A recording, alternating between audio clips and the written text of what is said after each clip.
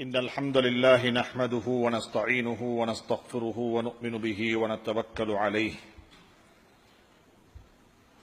ونعوذ بالله من شرور أنفسنا ومن سيئات أعمالنا ونعوذ بالله من شرور أنفسنا ومن سيئات أعمالنا من يهده الله فلا مضل له ومن يضلله فلا هادي له أشهد أن لا إله إلا الله وحده لا شريك له وأشهد أن سيدنا ونبينا وحبيبنا وشفيعنا ومولانا محمدا عبده ورسوله صلى الله عليه وعلى آله وصحبه وسلم أما بعد அன்பான சகோதரிகளே உங்களுடைய ஒரு பிஸியான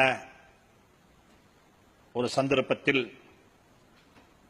நல்லவைகளை கேட்க வேண்டும், நானும் சமூகத்துக்கு நலவுகளை செய்ய வேண்டும் என்று சொல்லக்கூடிய ஒரு உணர்வில் ஒன்று கூடியிருக்கிறீர்கள்.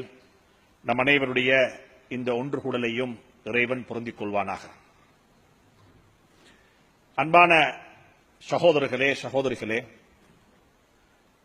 நான் நேரடியாகவே எனக்கு கொடுக்கப்பட்ட தலையங்கத்திற்கு வரலாம் என்று நினைக்கிறேன். படித்தவர்கள் என்று சொல்லும் பொழுது சமூகத்தில் இருக்கக்கூடிய ஒரு மிக முக்கியமான ஒரு பகுதி. சமூகம் எப்பொழுதும் பார்ப்பது என்னவென்று சொன்னால், இந்த படித்த சமூகம் என்ன சொல்லுகிறது, என்ன செய்கிறார்கள், இவர்களுடைய புத்திமதியின் பக்கம் தேவைப்பட்டவர்களாக இருக்கிறார்கள்.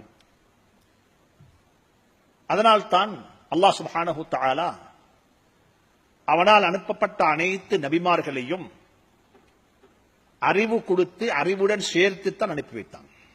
எந்த நபியும் வெறுமனே ஆத்மீகத்தை மட்டும் எடுத்துக்கொண்டு வரவில்லை.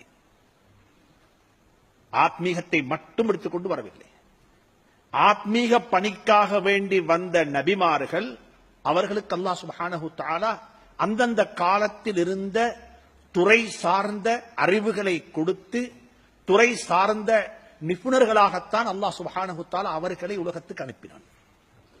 இதை குர்ஆன் மிக தெளிவாக சொல்லிக் கொண்டிருக்கிறது. ஒவ்வொரு நபியினுடைய முஅஜிஸாவாக அற்புதமாக இருந்ததும் வெறுமனே அது ஒரு கண்கட்டி வித்தை அல்ல, ஒரு அறிவுபூர்வமான ஒன்றாகத்தான் இருந்தது. ஹஜ்ரத் யூசுப் அலைஹிஸ்ஸலாத்து வஸ்ஸலாம் அவர்கள் உலகத்துக்கு நபியாக வந்தார்கள். அதே நேரத்தில் அவர் நபி மாத்திரமல்ல, உலகத்துக்கு அவர்கள் ஒரு எக்கானமிஸ்டாக,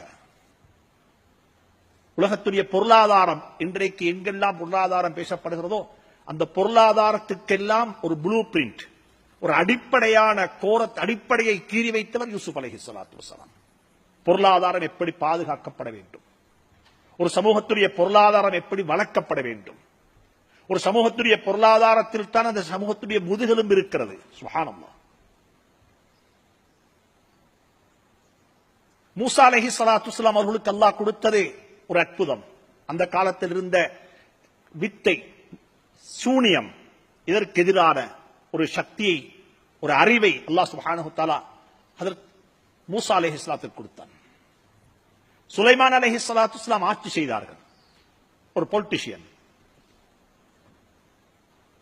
ஸுல்கர்னைன் இஸ்கந்தர் அலைஹிஸ்ஸலாத்து வஸ்ஸலாம் அவர்கள் ஒரு இன்ஜினியர், பொருளியலாளர். இப்படியாக பார்க்கும் பொழுது யாரையுமே அல்லாஹ் சும்மா அனுப்ப இல்லை.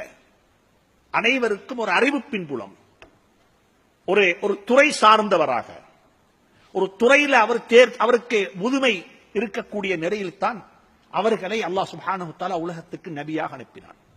அவர்கள் நபித்துவ ஏகத்துவத்துக்குரிய பிரச்சாரத்தை செய்யும் பொழுது மக்கள் அதை மாத்திரம் பார்க்கவில்லை, அவருடைய அறிவு பின்புலத்தையும் பார்த்தார்கள். இவர் எப்படிப்பட்டவர், இவருக்கு அறிவு இருக்கிறது, இவர் ஒரு படித்தவர். இப்படியாக அன்புக்குரிய நண்பர்களே, சகோதரிகளே, அறிவு என்பது நபிமார்களுக்கு கொடுத்த அல்லாஹ்வினால் கொடுக்கப்பட்ட ஒரு மிகப்பெரிய சொத்து. அந்த அறிவை அல்லாஹ் உங்களுக்கு தந்திருக்கிறான். நாங்கள் அறிவை இரண்டாக பிரிக்கவில்லை. ஒரு மனிதனுடைய வெற்றி தோல்வி என்ன படிக்கிறான் என்பதை வைத்து முடிவு செய்யப்பட மாட்டாது. ஒரு மனிதனுடைய வெற்றி தோல்வி எதற்காக வேண்டி படிக்கிறான் என்பதை வைத்துத்தான் முடிவு செய்யப்படும். ஏன் படிக்கிறார், புகாரி படித்தவர்கள் எல்லாம் சொர்க்கவாதிகளும் அல்ல, மெடிசின் படித்த அனைவரும் நரகவாதிகளும் அல்ல. எதற்காக வேண்டி படிக்கிறார்? ஹஜ்ரத் ஈசா அலைஹிஸ்ஸலாத்து வஸ்ஸலாம் ஒரு மெடிக்கல் ஃபீல்ட்ல ஒரு வைத்தியர், அவர் வைத்தியம் செய்தார். அவருக்கு அல்லாஹ் கொடுத்த முஅஜிஸா அதுதான், அற்புதம் அதுதான். எப்படிப்பட்ட ஒரு டாக்டர், எப்படிப்பட்ட ஒரு வைத்தியர்! அன்புக்குரிய சகோதரர்களே, என்ன படிக்கிறோம் என்பதல்ல பிரச்சனை, எதற்காக வேண்டி படிக்குகிறோம், ஏன் படிக்குகிறோம், என்ன செய்ய போகிறோம், இந்த அறிவை கொண்டு எதை விளங்கப் போகிறோம். எனவே அன்பு சகோதரிகளே, இந்த விடயத்தை கவனத்திலிடுங்கள். அல்லாஹ் எங்களுக்கெல்லாம் ஒரு பெரிய ஒரு பொக்கிஷத்தை, அறிவை தந்திருக்கிறான். நாங்கள் அறிவாளிகள், படித்துக் கொண்டிருக்கிறோம், படித்திருக்கிறோம், படிக்க போகிறோம். இன்னும் ஒவ்வொரு நாளும் நாங்கள் எங்களுடைய அறிவை கூட்டிக் கொண்டே இருக்கின்றோம். நபிமார்கள் கூட ரப்பிடத்தில் கேட்ட ஒரு துஆ தான், ரப்பி ஜித்னி இல்மா, என்னுடைய அறிவை, என்னுடைய இல்மை, என்னுடைய நாலேஜை கூட்டுவாயாக. அறிவை தேட வேண்டும், அறிவை கற்றுக்கொள்ள வேண்டும். எனவே அறிவென்பது உங்களுக்கு கொடுக்கப்பட்டிருக்கிறது.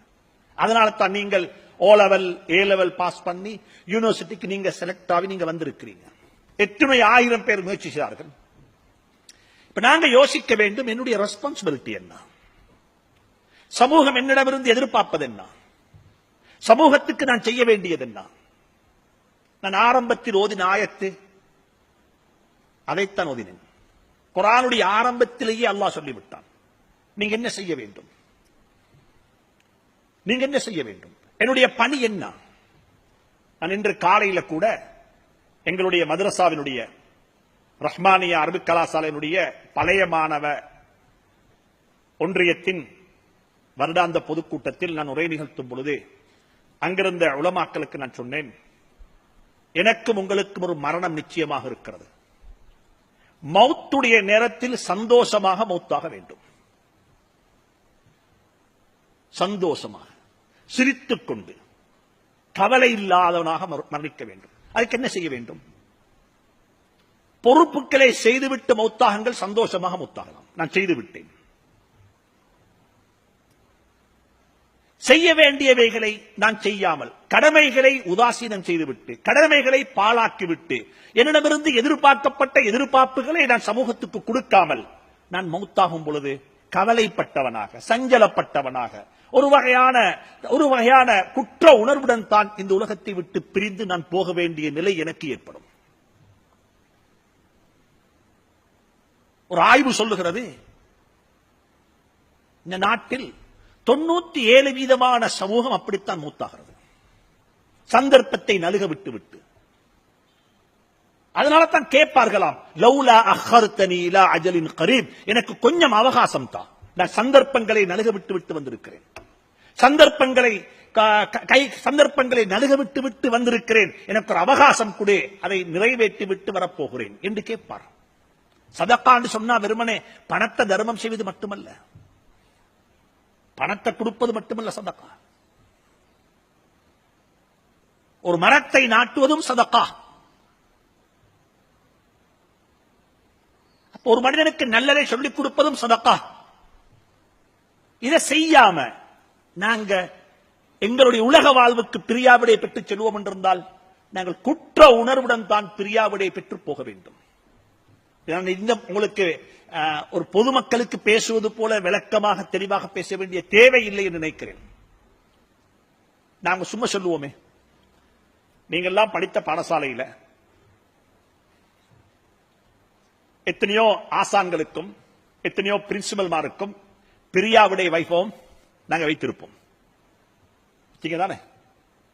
எத்தனையோ சேர்மார் அனுப்பியிருப்போம், எத்தனையோ பிரின்சிபல்மார் அனுப்பியிருப்போம், சொல்லுங்களேன், அனுப்பியிருப்போம். இந்த அனுப்பக்குள்ள ஒரு பிரின்சிபல் அனுப்புறதுக்கு அவரு 5 வருஷம் ஸ்கூல் இருந்தாரு, அவருடைய சேவை காலம் முடிந்து அவரு ஸ்கூல் விட்டு போறாரு, அவர் ஒன்று ரிட்டையர்ட் ஆகி போறாரு அல்லது ஸ்கூலுக்கு இன்னொரு ஸ்கூலுக்கு மாறி போறாரு, அவருக்கும் ஒரு பிரியாவிடை வைக்கப்படுகிறது. அந்த இன்விடேஷன் கார்டு எடுத்துக்கொண்டு ஊரில் இருக்கக்கூடிய ஒரு பிரமுகர்கிட்ட போய் ஸ்கூல்ல பிரின்சிபலுக்கு ஒரு பிரியாவிடை நீங்களும் வாங்க என்று சொல்லி இன்விடேஷன் கொடுத்ததும், எப்பயோ போக வேண்டிய ஆளுக்கு என்னத்துக்கப்பா பிரியா விடை? அவர் எப்பயோ போயிருக்க வேண்டும் என்று நாங்கள் கவலைப்பட்டுக் கொண்டிருந்தோம், அவருக்கு ஒரு பிரியா விடையா? என்ன சொல்லுவார்கள்? இல்லை, இது ஒரு ஊர் வழக்கம். எங்கட ஜனாசாவுடைய தொழுகையும் அப்படி தொழுவார்கள். மௌத்தானா அடக்கிறதுக்கு ஒரு முறையொண்டிக்கு தானே, அந்த ப்ரொசீஜரை செஞ்சுட்டு போம். அந்த உணர்வுடன் எங்கட ஜனாசாவுக்கு மக்கள் வரக்கூடாது. இவர் செய்த சேவைகளுக்கு, இவருடைய சமூக பணிக்கு என்னால் இதையாவது செய்ய முடியாவிட்டால் நான் ஒரு நன்றி கெட்டவன் என்ற உணர்வுடன் என்னுடைய ஜனாசாவுக்கு மக்கள் வர வேண்டும்.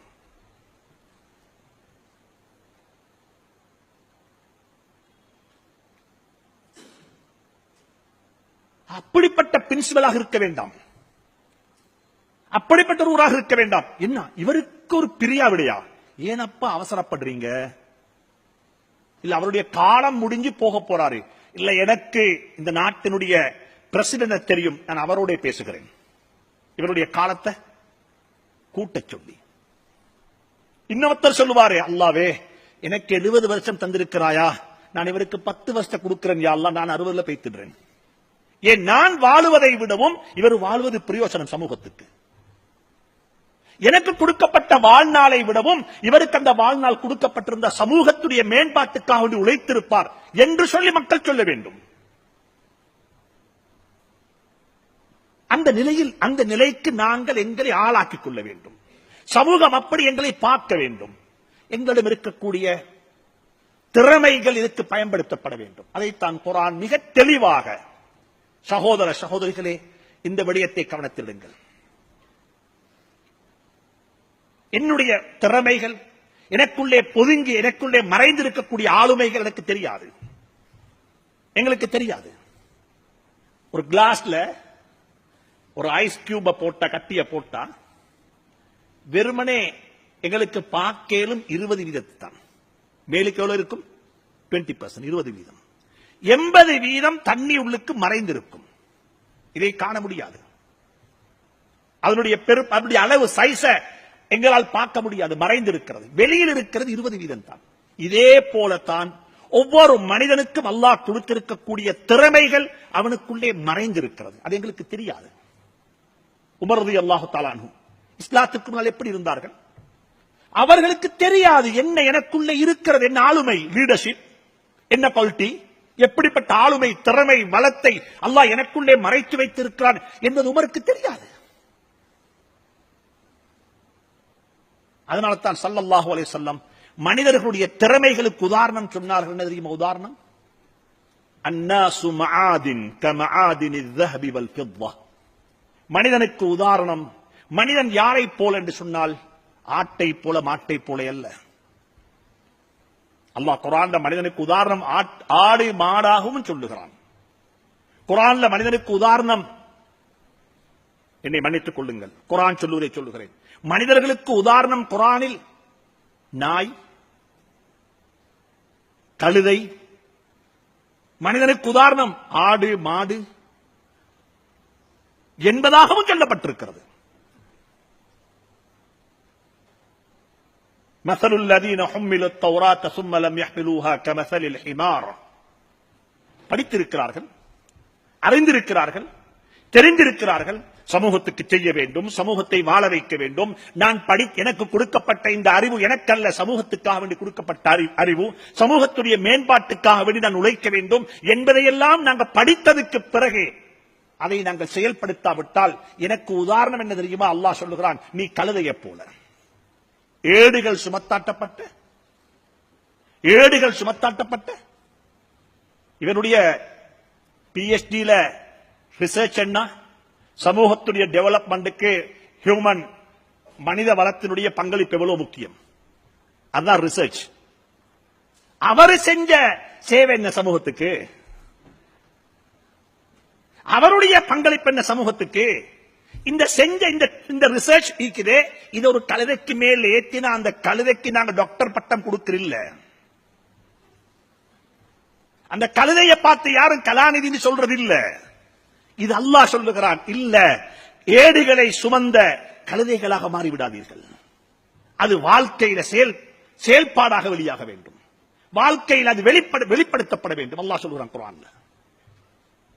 இன்னும் ஒரு இடத்துல குர்ஆன் சொல்லுகிறது மஸலுஹு கமஸலில் கல்ப். அது எதுக்குன்னு சொன்ன உதாரணம், ஒன்றை நம்புகிறோம், விசுவாசிக்கிறோம், இறைவன் ஒருவன், அல்லாஹ் ஒருவன், இப்படிப்பட்டு தான் வாழ வேண்டும் என்று நம்புகிறோம். நம்பிக்கைக்கு முரணாக செயல்படக்கூடியவர்களுக்கு உதாரணம் நாயை போன்றவர்கள். லஞ்சம் வாங்கக்கூடாது எல்லாருக்கும் தெரியும்.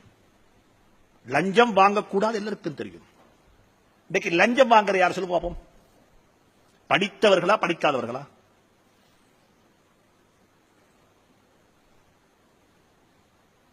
லஞ்சம் எடுக்கிறது படிக்காதவர்கள் அல்ல, படித்தவர்கள்.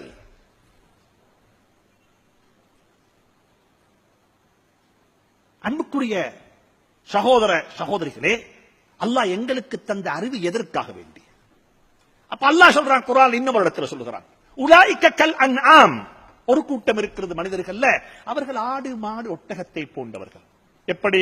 மற்றவர்களுக்கு எந்த லாபம், மற்றவர்களுக்கு எந்த விதமான தொந்தரவும் செய்ய மாட்டார்கள். யக்குலூன வயத்தமத்தஊன கமா தஅகுலுல் அன்ஆம். நாங்க சந்தோஷமா இந்த உலகத்துல என்ஜாய் பண்ணி நாங்க சம்பாதிச்சோம், நாங்க படிச்சோம், நாங்க வீடு கட்டினோம், நானும் என்ற குடும்பமும் என்று சொல்லி என்ன செய்வாங்க? வாழ்ந்துட்டு டிபார்ச்சர், எங்கட காலம் முடிச்சு. அந்த ஊர் மக்களுக்கு என்ன பிரயோஜனம்? இல்ல எங்க ஊர்லயும் டாக்டர் ஒருத்தர் இருக்கிறாரு, அவ்வளவுதான் பிரயோஜனம். எங்கட ஊர்லயும் ஒரு டாக்டர் இருக்கிறாரு என்பதுதான் பிரயோஜனம். அல்லாஹ் சொல்றான் குர்ஆன் இது, யக்குலூன வயத்தமத்தஊன கமா தஅகுலுல் அன்ஆம். அவங்க படித்தாங்க, தேடினாங்க, சம்பாதிச்சாங்க, வீடு கட்டினாங்க, வாகனம் வாங்கினாங்க, உலகத்தில் வாழ்ந்தாங்க. சமூகத்தை பத்தி அவங்களுக்கு எந்த கவலையும் இல்லை, அப்படியே வாழ்ந்துட்டு போய்த்தாங்க. அவர்களுடைய வாழ்க்கையினுடைய நோக்கம் அந்த ஆடும் மாடும் தலையை ஆட்டி ஆட்டி உண்ணுவது போல, என்ஜாய் பண்ணுவது போல, வாழ்க்கையை என்ஜாய் பண்ணிட்டு வாழ்க்கையை சந்தோஷமாக கழித்து விட்டு இந்த உலகத்தை விட்டு போயிடணும். இது இல்ல நோக்கம். எங்கட நோக்கம் என்ன தெரியுமா? நாங்க யாரு தெரியுமா? குர்ஆனுடைய ஆரம்பத்தில் அல்லாஹ் சொல்லிவிட்டான், வமிம்மா ரஸக்னாஹும் யுன்ஃபிகூன். இது பணக்கார சமூகத்துக்குரிய ஆயத்தல்ல. இது இந்த ஆயத்தை எல்லாரும் முதல்ல பணக்காரனுக்கு தான்.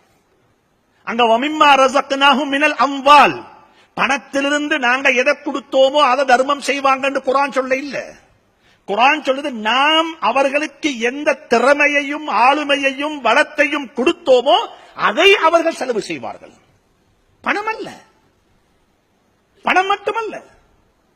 உலமாக்களுடைய லீடர்ஷிப், உலமாக்களுடைய ஆத்மீக வழிகாட்டல், உலமாக்களுடைய ஆத்மீக கைடன்ஸ் வழிகாட்டல், செல்வந்தர்களுடைய பணம், கல்விமான்களுடைய என்ன கல்வி பின்பிலம், அனுபவம், அவர்களுடைய லீடர்ஷிப், இதெல்லாம் ஒன்று சேர வேண்டும். எப்படி ஒரு பணக்காரன் தந்த பணத்தை செலவழிக்கிறானோ, பணத்துக்கு ஜகாத்து கொடுக்கிறானோ, பணத்தை கொண்டு வக்ஃப் செய்கிறானோ, பணத்தை கொண்டு ஒன்றை உருவாக்குகிறானோ, அவர் பணக்காரன் மட்டுமல்ல. உலமாக்களுக்கு இருக்கிறது,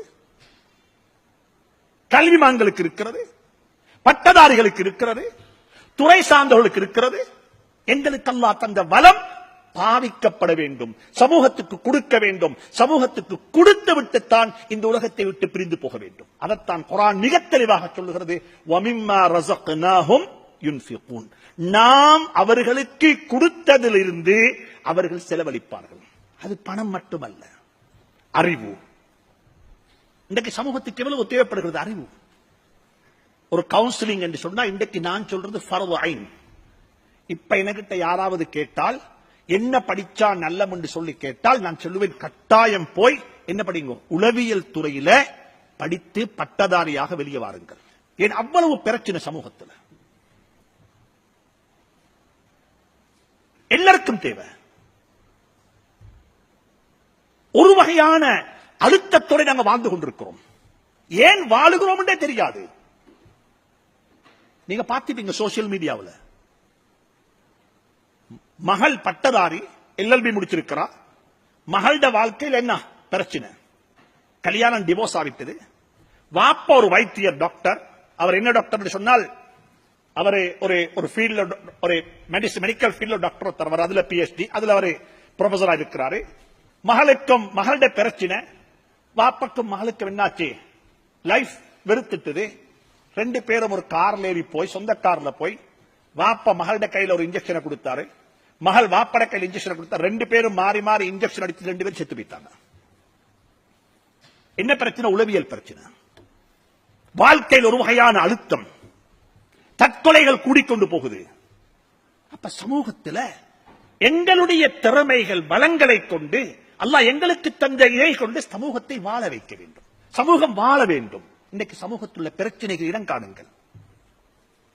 டிவோர்ஸ் இனி இல்லை என்ற அளவுக்கு போயிட்டது.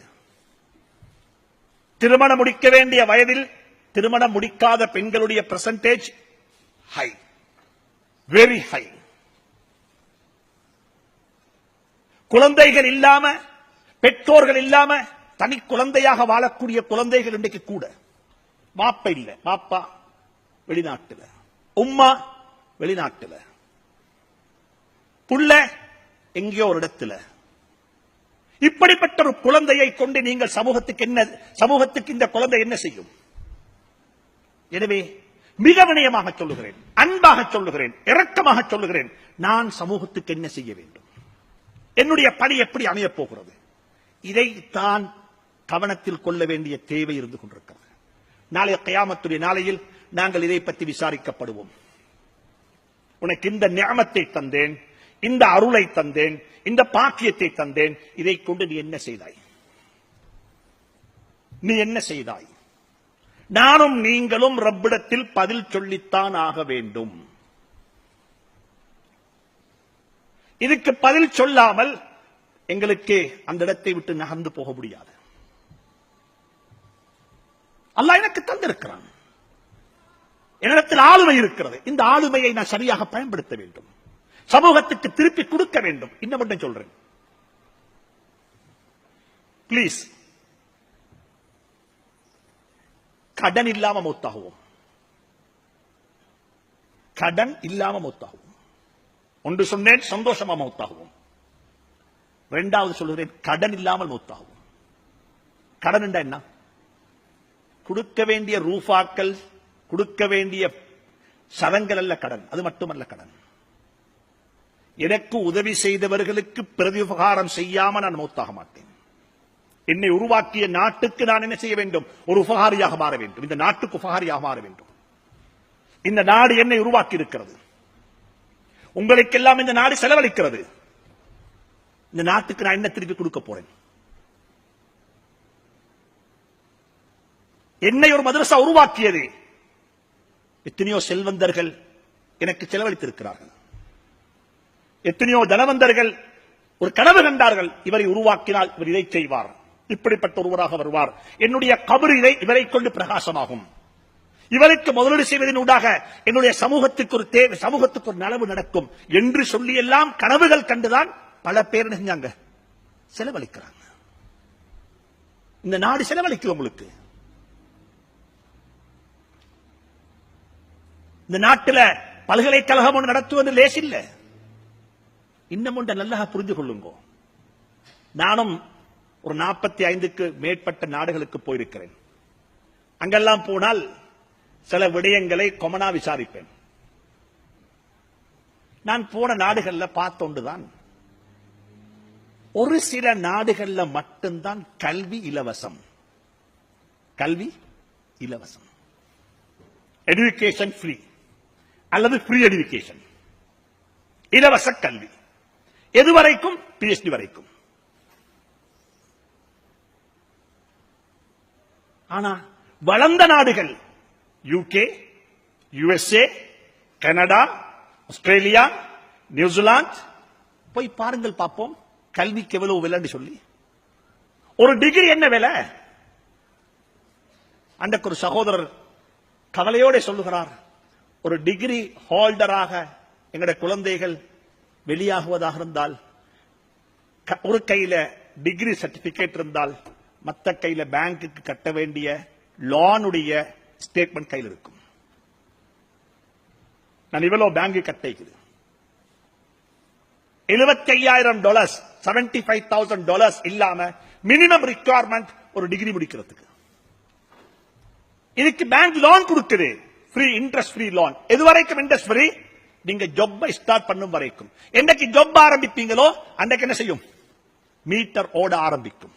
இப்ப ஷரியாவுடைய பெர்ஸ்பெக்டிவ்ல ஃபத்வா கேட்கறாங்க, இந்த டிகிரி செய்யலாமா, இதுக்கு போகலாமா? இந்த நாடு எங்களுக்கு இலவசமாக எல்லாம் தந்திருக்குது. இந்த நாட்டில் உள்ள பள்ளிவாசல் நாங்க வாங்க இல்ல, இந்த நாட்டில் உள்ள மதரசாக்கள் நாங்க உருவாக்க இல்ல, இந்த நாட்டில் உள்ள மையவாடி நாங்க உருவாக்க இல்ல. இதெல்லாம் யாரோ செஞ்சு வச்சுட்டு போனாங்க, நாங்க பாவிக்கிறோம். இந்த நாட்டுக்கு எப்ப திருப்பி கொடுக்க போறோம்? நாட்டுக்கு பிரயோஜனம் உள்ள மக்களாக மாறுங்கள். முதலாவது என்னுடைய அழைப்பில் தான், முஸ்லிம்களுக்கு அல்ல, நாட்டுக்கு பிரயோஜனம் உள்ள மக்களாக நாங்கள் எங்களை மாற்றிக்கொள்ள வேண்டும். இந்த நாடு பெருமை அடைய வேண்டும். மாஷா அல்லாஹ், இந்த நாட்டில் வாழக்கூடிய 10% முஸ்லிம்கள் இந்த நாட்டுக்கு பிரயோஜனமானவர்கள்.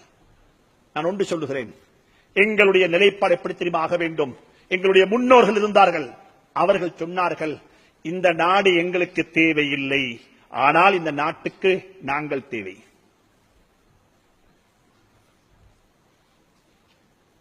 இந்த நாடு எங்களுக்கு தேவையில்லை, எங்களுக்கு எங்கும் வாழலாம், எங்களுடைய பூர்வீக இடத்துக்கு எங்களுக்கு போய் சேரலாம். ஆனால் அந்த நாட்டில் அந்த காலத்தில் வாழ்ந்த சிங்கள ராஜாக்கள் சொன்னார்கள், இல்லை, உங்களுக்கு தேவையில்லை இந்த நாடு, ஆனால் இந்த நாட்டுக்கு நீங்கள் தேவை. உங்களுடைய பங்களிப்பு, உங்களுடைய சமூக சேவை இந்த நாட்டுக்கு தேவை, உங்களுடைய அறிவு இந்த நாட்டுக்கு தேவை, உங்களுடைய லீடர்ஷிப் இந்த நாட்டுக்கு தேவை, உங்களுடைய ஆளுமை இந்த நாட்டுக்கு தேவை, உங்களுடைய ஸ்பிரிச்சுவல் ஆத்மீக வழிகாட்டல் இந்த நாட்டுக்கு தேவை என்று சொல்லக்கூடிய அளவுக்கு அந்த காலத்தில் வாழ்ந்த மக்கள் வாழ்ந்தார்கள். எனவே ஒன்று மிக உறுதியாக சொல்லுகிறேன், இந்த நாட்டுக்கு பிரயோஜனம் உள்ள மக்களாக நாங்கள் எங்களை ஆக்கிக் கொள்ளாத வரையில் இந்த நாட்டில் நாங்கள் நெசுக்கப்படுவோம். நாங்கள் நெசுக்கப்படுவோம். ஏன்? தேவையில்லை, பிரயோஜனம் இல்லாதவர்கள், உதவாக்கரை இருக்கிறார்கள். வளங்களை சாப்பிட்டு விட்டு அப்படியே முடித்து விடுவார்கள், வளங்களை அனுபவித்து விட்டு முடித்து விடுவார்கள். இது நான் சும்மா சொல்ல இல்லை உங்களுக்கு, இது ஒன்று நீங்க நினைக்க வேண்டாம், இதெல்லாம் இவருக்கு கொட்டது சொல்றார் என்று சொல்லி. இது ஒரு ரிசர்ச் டாக்குமெண்ட். இது அட்டுல் கமா இன்சிடென்ட் நடந்ததுக்கு பிறகு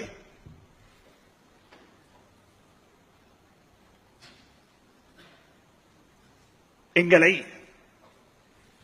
ஒரு group intellectuals, professionals, business people, உலமாக்கல் என்று சொல்லி இருக்கக்கூடிய ஒரு போரம்ல மாற்று மதத்தை சார்ந்த சில முக்கியமான சில சகோதரர்கள் ஒரு நாள் இரவு 11:30 மணிக்கு பிறகு சந்தித்தார்கள். இரவு நேரம். ஏன்னா அவர்களுக்கு பயம் எங்களை சந்திப்பதற்கு, பிரச்சனை எங்க தலைக்கு மேல போய்கொண்டிருக்கிற நேரம். அவர்கள் சந்தித்து சொன்னார்கள், இந்த பிரச்சனையை நீங்கள் லேசா பார்க்க வேண்டாம், இது ஒரு ஊருக்கு அடிச்ச பிரச்சனையாக இந்த பிரச்சனையை நீங்க என்ன செய்ய வேண்டாம், அணுக வேண்டாம். இந்த பிரச்சனைக்கு பின்னால் இருக்கக்கூடிய பின்புலம் என்ன, சயின்டிபிக்கல் விஞ்ஞான பூர்வமாக இது ஒரு டாக்குமெண்டாக வர வேண்டும் என்று சொல்லி சொன்ன சந்தர்ப்பத்தில் அங்கிருந்தவருடைய கண் தொடப்பட்டது. எஸ், இது கட்டாயம் செய்யப்பட வேண்டும். அப்ப யார்கிட்ட கொடுக்கிறது? இதை யாரு செய்யணும்? எங்களை பத்தி நாங்கத்தான் ரிசர்ச் பண்ணணும். எங்களை பத்தி யார் ரிசர்ச் பண்ணணும்? நாங்கத்தான் பண்ணணும். தேடி பார்த்தா முஸ்லீம்களை பத்தி ரிசர்ச் பண்றதுக்கு முஸ்லீம்கள் ஒரு அமைப்புண்டு இல்ல, ஹிஸ்டரியும் இல்ல, ஆய்வும் இல்ல, அட்ரஸும் இல்ல, இருப்பிடமும் இல்ல. ரிசர்ச் உண்டு. எங்களை பத்தி நாங்க யாரு, எங்கள்கிட்ட பலகீனம் என்ன, எங்களுடைய ஸ்ட்ரென்த் என்ன, எங்களுக்கு இருக்கிற த்ரெட் என்ன, இதை பத்தி ஆய்வு செய்வதற்கு ஒரு போதுமான பொடி எங்கள்கிட்ட இல்ல என்ற முடிவுக்கு தான் வந்தார்கள். அப்ப யாரை பிடிச்சுவோம்? ஒரு ஏஜென்சி, மாற்று மதத்தை சார்ந்த சகோதரர்கள். அவர்களை அணுகி அவர்கள் நியாயமான ரிசர்ச், எல்டிடி அந்த பயங்கரவாத யுத்தத்துக்கு பின்னால இந்த நாட்டில் பல வகையான ரிசர்ச் செஞ்சிருக்கிறாங்க. அவங்களோட கையில் இதை பாரம் கொடுத்தோன்னே அவங்க இதுக்கு 700,000 ரூபீஸ், 7 லட்சம் ரூபாய் சார்ஜ் பண்ணினாங்க. அது ஒரு சகோதரர் கொடுத்தாரு, உடனே கொடுத்தாரு. இந்த டாக்குமெண்ட் கண்டிஷன் என்ன தெரியுமா? ஒரு அக்ரிமெண்ட் என்ன சொன்னால், இந்த ரிசர்ச் அவங்க செஞ்சு எங்களுக்கு அவர்கள் பிரசன்ட் பண்ணணும். ஒரு 100 பேரை கொண்ட ஒரு சபையில இந்த டாக்குமெண்ட் என்ன செய்யணும்? பிரசன்ட் பண்ணணும். சரி, டன். டே டைம் எல்லாம் வச்சாச்சு. இத்தனாம் தேதிக்கு முந்தி செஞ்சிருப்போம். பெரிய ஒரு டாஸ்க். யாழ்ப்பாணத்திலிருந்து ஹம்பந்தட்ட வரைக்கும் இடப்பட்ட பிரதேசங்கள்ல இவர்கள் டிராவல் பண்ணி ஒவ்வொருத்தட்ட ஒப்பீனியன் எடுக்கணும். ஆய்வு என்று சொன்னா வெறுமனே புத்தகத்தை பார்த்து ஆய்வு செய்ய முடியாது. இந்த ஆய்வு ஒரு ஃபீல்ட் விசிட்டாகத்தான் அமையும். அப்படின்னு சொல்லி அவர்கள் இந்த ஆய்வெல்லாம் செஞ்சு முடிச்சிட்டு வந்து எங்களை சந்தித்தார்கள். சந்தித்த நேரத்தில் இவங்க ஒரு கொஞ்சம் இவங்களுடைய பேச்சில சின்ன ஒரு மாத்தம். என்ன மாத்தம் தெரியுமா? டாக்குமெண்ட் தாரோம் பிரசன்ட் பண்ணலாம். டாக்குமெண்ட் தாரோம் என்ன செய்ய முடியாது. அப்ப இல்ல நீங்க பிரசன்ட் பண்ணணும். இல்ல பிரசன்ட் பண்ணல எங்களுக்கு, நீங்க பாத்துக்கோங்க. நாங்க உங்களுக்கு இதை டாக்குமெண்ட் ஆகத்தாரோம், பிரசன்டேஷன் ஆகத்தாரோம். எங்கள்கிட்ட மக்கள் தந்த 248 பேர் தந்த வாய்ஸ் கட் எங்கள்கிட்ட இருக்கு, அதைத்தாரோம். இதெல்லாம் போட்டு பாத்துக்கோங்க, இது எங்களுக்கு பிரசன்ட் பண்ணு. அப்ப நாங்க துருவி துருவி கேட்டு சொன்னோம், இல்ல பிரசன்ட் பண்ணலாம். இல்ல மக்கள் சொன்ன கருத்துக்களை எல்லாம் உங்களோட முகத்தை பார்த்து எங்களுக்கு சொல்லலாம். மக்கள் உங்களை பத்தி சொன்ன கருத்துக்களை எல்லாம் எங்களுக்கு என்ன செய்ய முடியாது, உங்கள்கிட்ட சொல்லலாது. எங்களுக்கு வெக்கம். எப்படி சொல்றது? நனவுகள் சொல்லி இருந்தா நாங்க பெருமையா சொல்லுவோம். ஆஹா. அப்ப அங்கிருந்து ஒருத்தர் சொன்னார், இல்ல நாங்க ஒரு கேன்சர் நோயாளி. டாக்டர் வந்து நோயாளியை பார்த்து, என்ன உனக்கு கேன்சர் அழுக வரத்தான் செய்யும், அதுக்காக வேண்டி உனக்கு தலைவலி வைத்தியம் செய்ய இயலாது. என்ன சொல்லணும்? கேன்சர் என்று சொல்லித்தான் நீ சொல்லுவாப்பான்னு சொல்லி அவரை நிர்பந்தித்துக்கு பிறகு கதிர்காமர் இன்ஸ்டிடியூஷன்ல, அந்த இன்ஸ்டிடியூட்ல ஒரு 100 பேர் கொண்ட ஒரு சபையில பிரசன்டேஷன் ஆரம்பிச்சாங்க.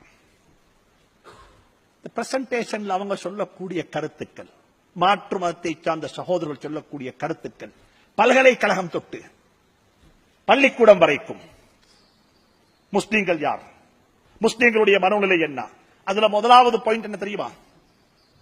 அவர்கள் சொன்ன கருத்துல முதலாவது பாயிண்ட், முஸ்லீம்கள் இன்னும் நினைச்சு கொண்டிருக்கிறாங்க இந்த நாட்டுக்கு நாங்க விருந்தாளிகள். இந்த நாட்டில் நாங்க யாரு? நாங்க யாரு? விருந்தாளிகள். என்ன அர்த்தம் அப்படின்னா, நீங்க எல்லாம் எங்களுக்கு செலவழிச்சோட நாங்க ஒண்ணு செலவழிக்க மாட்டோம். எங்களுக்கு எல்லா ரைட்ஸும் இருக்குது, எங்களுக்கு எல்லாம் நீங்க தரோம், நாங்க பில் கட்ட மாட்டோம். விருந்தாளிகளாக வாழ்ந்துட்டு போறோம். எங்களுக்கு இந்த தேசிய கீதம், இந்த நாட்டுக்கொடி, இந்த நாட்டுப்பற்று, இந்த நேஷனல் டே, வேற என்ன இருக்குது, இந்த டெங்கு ஒழிப்பு என்ன வந்தாலும் அது எங்களுக்கு பிரச்சனை இல்லாது, நீங்க செய்யுங்க, நாங்கள் விருந்தாளிகள். இது ஒரு கண்ணோட்டம். இதுக்கு போட்டு காட்டினாங்க வாய்ஸ் எல்லாம். நேஷனல் எந்த ஒரு இஷ்யூலையும் முஸ்லிம்கள் பங்கெடுக்கிறது. முஸ்லிம்களுடைய பங்களிப்பு ரொம்ப குறைவாக இருக்கும். உண்டு. இரண்டாவது சொல்றாங்க, சுப்ஹானல்லாஹ், மக்களுடைய அப்சர்வேஷன், மக்களுடைய பார்வை. இரண்டாவது சொல்றாங்க, சுயநலவாதிகள். தண்ட வேலையை எப்படி சாதிச்சுக் கொள்ளணும் என்றது நல்லா தெரியும். கியூல நிக்க மாட்டாங்க. எங்க நிக்க மாட்டாங்க? கியூல நிக்க மாட்டாங்க. தண்ட சமூகம் என்று வந்தா அரவணைத்துக் கொள்வார்கள். அப்படி சொல்லி போட்டு ஒரு டாக்டர் ஒருத்தர் கொடுத்த ஒரு சிசிடி கேமரால கொடுத்த ஒரு பிலிமை போட்டு காட்டினாங்க. என்ன மன்னிச்சுங்க சொல்றதுக்கு. ஒரு சகோதரி உட்கார்ந்து இருக்கிறா ஒரு ஹாஸ்பிட்டல் ஓபிடியில ஒரு டெஸ்க்ல. அவ கொஞ்சம் காலை விரிச்சு போட்டு உட்கார்ந்து இருக்கிற. இங்களையும் 2 இன்ச்சு இருக்குது, இங்களே 2 இன்ச்சு இருக்குது. அவ உட்கார்ந்து இருக்கிற 8 இன்ச்சில. அப்ப கொஞ்சம் இங்குத்தானே இந்த வாழ்க்கை அவ உட்கார்ந்து கொண்டு முன்னுக்கு மக்கள் நிக்கிறாங்க. இவ பாக்குறா இல்ல, இவ கீழுத்தான் பார்த்து கொண்டிருக்கா. இப்படி கீழுக்கு பார்த்து கொண்டு இருக்கிறான். அப்ப எத்தனையோ பேர் கையில புள்ளைய வச்சுக்கொண்டு கையில சுமந்து கொண்டு அப்படி சும்மா நிக்கிறாங்க. எல்லாரும் இங்க பாக்குறாங்க, யாரும் கேட்கறாங்க. இவவும் நல்லா விரிச்சு உட்கார்ந்து இருக்கிற. இங்களை கொஞ்சம் இங்க கொஞ்சம் இடம் இருக்குது. அப்படி இருக்கக்குள்ள இன்னும் ஒரு அபாயா போட்ட பொம்புல வந்தா. அவ கூப்பிட்டு இங்கிட்டாவி யாருக்கு இடத்த கொடுத்தா? இந்த டாக்டர் இதை துண்டெடுத்து யாரை கொடுத்தீங்க? இதுதான் இந்த சமூகம். இதுதான் இந்த சமூகம். எங்களை இப்படி எல்லாம் அப்சர்வ் பண்றாங்க. அவங்க பார்க்கிறது சரி, பிழை அல்ல, பார்க்கத்தான் வேணும்.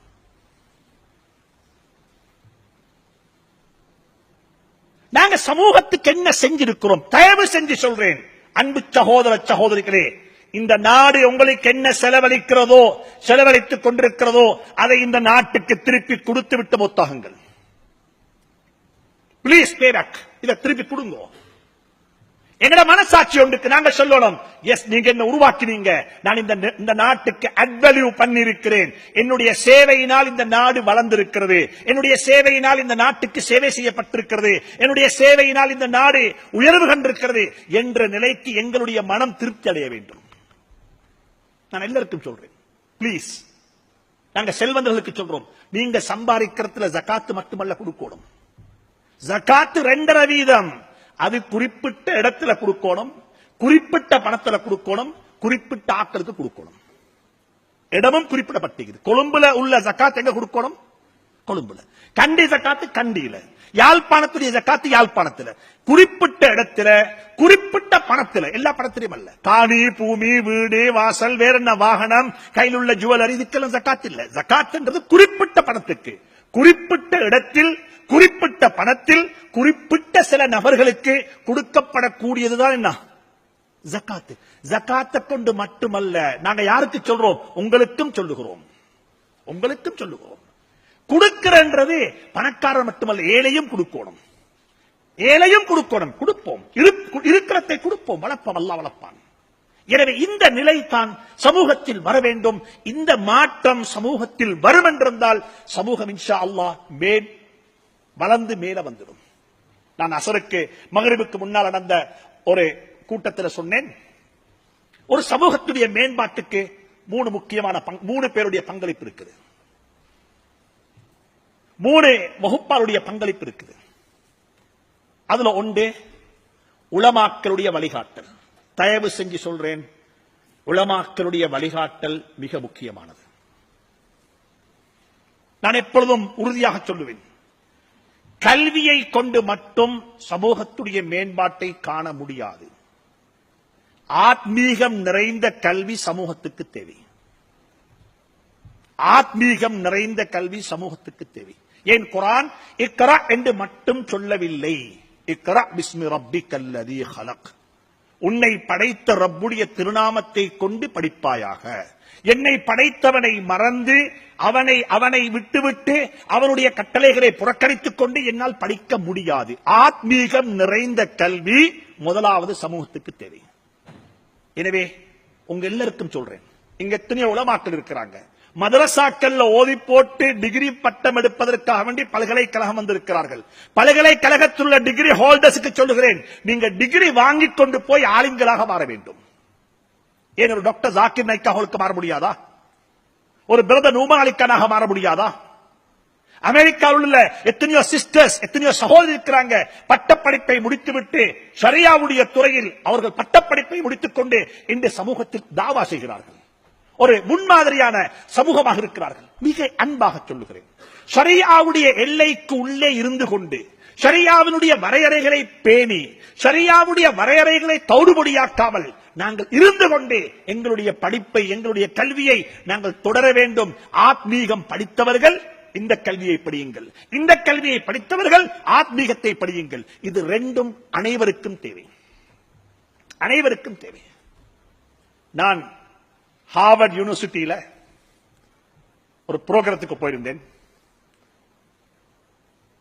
அங்க ஒரு 400-450 பேர் கொண்ட ஒரு சபையில இஸ்லாமிக் டெவலப்மெண்ட் பேங்க் உடைய அட்வைசர், ஒரு எக்கானமிஸ்ட் பிரதர் உமர் சாப்பா அவர்கள் கடைசியாக ஒரு உரை நிகழ்த்தினார்கள். அந்த உரையில் அவர்கள் சொன்னார்கள், இந்த உலகத்தில் முஸ்லீம்கள் தலை நிமிர்ந்து வாழக்கூடிய காலத்தில் இந்த நோபல் பிரைஸ் என்று சொல்லி ஒன்று இருக்க இல்லை. அந்த காலத்தில் இந்த பிரைஸ் இருந்திருக்கும் என்றால் இந்த பிரைஸுக்குரிய 100க்கு 100 சொந்தக்கார் யார் இருந்திருப்பாங்க? முஸ்லீம்கள் இருந்திருப்பார்கள். ஏன் என்று சொன்னால் அந்த முஸ்லீம்களிடத்தில் அறிவு மாத்திரம் இருக்கவில்லை, ஆத்மீகமும் இருந்தது. வெறுமனே கல்வி மட்டுமல்ல, ஆத்மீகம் இருந்தது. இந்த ரெண்டும் சேர வேண்டும். ஒரு சமூகத்துக்கு 2 சிறகு, ஒரு பறவைக்கு 2 சிறகு, ஒரு சமூகத்துக்கு 2. ஆத்மீகம் இருக்க வேண்டும், அதே நேரத்தில் அறிவு பின்புலம் இருக்க வேண்டும். அதத்தான் இக்ரா பிஸ்மி ரப்பிக்கல்லதி ஹலக். வெறுமனே அறிவு மட்டுமல்ல, அறிவு நிறைந்த ஆத்மீகம் நிறைந்த அறிவு அல்லது அறிவு நிறைந்த ஆத்மீகம், கல்வி நிறைந்த ஆத்மீகம், இது முதலாவது வர வேண்டும். எனவே இன்றைக்கு ப்ரொஃபஷனல்ஸ் ஒரு பக்கம் இருக்கிறாங்க, இன்னும் ஒரு பக்கம் இருக்கிறாங்க. யார் தெரியுமா? யாரு? உலமாக்கள்.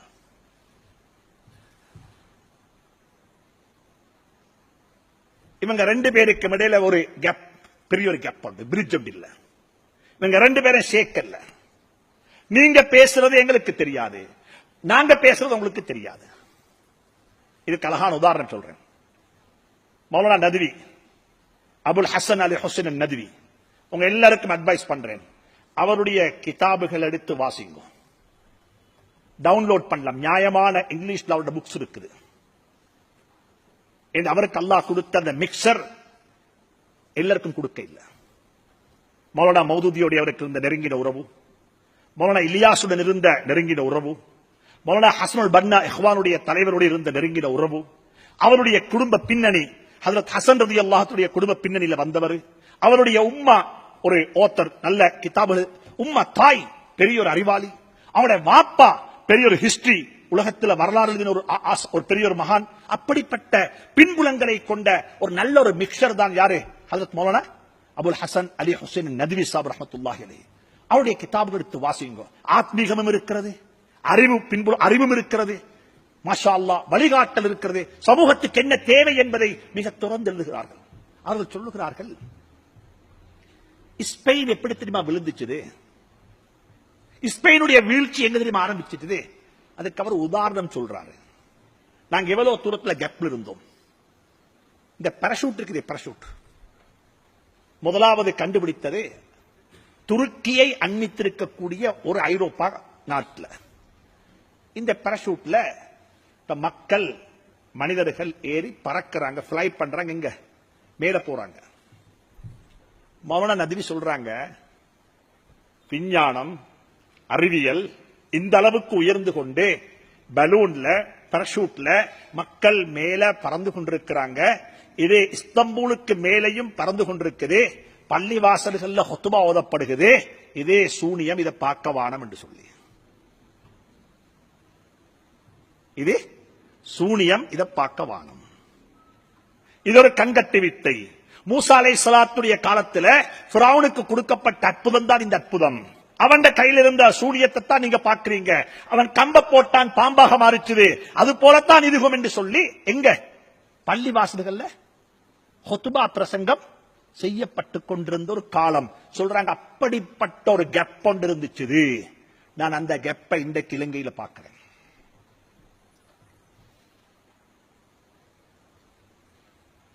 அதான் பிரச்சனை. நீங்க இருக்கிற இடத்துக்கு நாங்க வாரதும் இல்ல, நாங்க இருக்கிற இடத்துக்கு நீங்க வாரதும் இல்ல. எங்களோட லாங்குவேஜ் உங்களுக்கு தெரியாது, உங்களோட லாங்குவேஜ் எங்களுக்கு தெரியாது. ஆனா நாங்க ரெண்டு பேரும் சமூகத்தை பத்தி தான் திங்க் பண்றது, ரெண்டு பேரும் சமூகத்துடைய மேம்பாட்டை பத்தி தான் பேசுகிறோம், சமூகத்துடைய மேம்பாட்டுக்காக வேண்டிய உழைக்கிறோம். இது ஒரு பக்கம், ரெண்டு பக்கம் இருக்கு. ஒரு பக்கம் இங்கல, ஒரு பக்கம் அங்கல. மூணாவது ஒரு வகுப்பார் இருக்கிறாங்க, செல்வந்தர்கள், தனவந்தர்கள், கொடை கொடுக்கக்கூடியவங்க. மாஷா அல்லாஹ், மன திருப்தியோட சொல்லும் அவர்களுடைய பங்களிப்பை அவர்கள் சரியாக செய்து கொண்டிருக்கிறார்கள். நான் அன்றைக்கு சொன்னேன், கல்விக்காக வேண்டி பணத்தை வாரி வழங்கக்கூடியவர்களை நீங்க எடுத்துக்கொண்ட இந்த நாட்டில் அவர்களுடைய கல்வி பின்புலம் ரொம்ப குறைவானதாகத்தான் இருக்கும். பெரிய பட்டதாரிகள் அல்ல, பெரிய பட்டதாரிகள் அல்ல. நீங்க உங்களோட பள்ளிவாசலுக்கு உதவி செய்யக்கூடிய ஒரு மிக முக்கியமான நிறுவனம் தான் ஜெம். அவர் சென்ற 2 கிழமைக்கு முன்னால ஒரு லேடிஸ் காலேஜில் ஸ்கூல்ல ஒரு 6 தட்டு ஒரு பில்டிங்கை கட்டி வக்குஃப் செஞ்சாங்க. கட்டி போட்டு வக்குஃப் செஞ்சு போட்டு அதே பயணத்தில் இன்னும் ஒரு ஸ்கூலுக்கு போய் இன்னும் ஒரு ஸ்கூலுக்கு என்ன செஞ்சாரு, ஒரு அடிக்கல் நாட்டிட்டு வந்தாரு ஒரு பில்டிங் கட்டுறதுக்கு. அதுக்கு முன்னால 4 தட்டு பில்டிங் ஒன்றை கட்டி பாத்திமா ஸ்கூலுக்கு கண்டி கொழும்புல அதை வக்குஃப் செஞ்சாரு.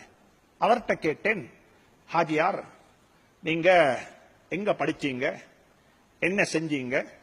இல்ல ஹசரத், நான் கம்பல ஜஹிரால கொஞ்ச காலம் படிச்சேன், அதுக்கு பிறகு நான் ரத்னபுரையில ஒரு கடையில முதலாவது தொழிலுக்கு சேர்ந்தேன். 6 ரூபா சம்பளத்துக்கு. எத்தனை ரூபா சம்பளம்? 6 ரூபா சம்பளத்துக்கு. முஸ்லிம் லேடிஸ் காலேஜுக்கு கொழும்புல முஸ்லீம் லேடிஸ் காலேஜுக்கு ஒரு தனவந்தர், அந்த கம்பெனிக்கு நான் அட்வைசராக இருக்கிறேன், ஒரு தனவந்தர். அவர் சொன்னார், என்னுடைய மாமி வைஃப்ட உம்மா ஒரு டீச்சர், அவ கௌரவப்படுத்துறதுக்காக வேண்டி நான் இந்த ஸ்கூலுக்கு என்ன சரி செய்யணும் என்று சொல்லி போய் அந்த ஸ்கூல்ல கேட்டா அவங்க என்னமோ இந்த டாய்லெட் அந்த இது